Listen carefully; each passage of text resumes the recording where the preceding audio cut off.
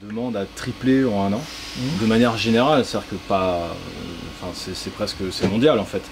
Savoir que les gens, de manière générale, les consommateurs, autant que les passionnés, n'ont jamais acheté autant de disques vinyles que depuis ces 3-4 dernières années. Nous aujourd'hui on sort 700 disques par jour en moyenne.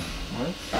Et donc là effectivement on vient d'investir dans une seconde presse pour augmenter la capacité de production, pour pouvoir assurer des délais un peu plus courts et puis augmenter la cadence.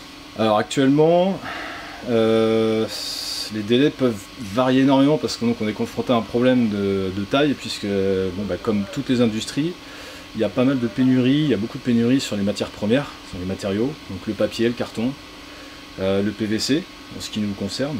Et il faut s'y prendre relativement à l'avance pour pouvoir être sûr d'être livré.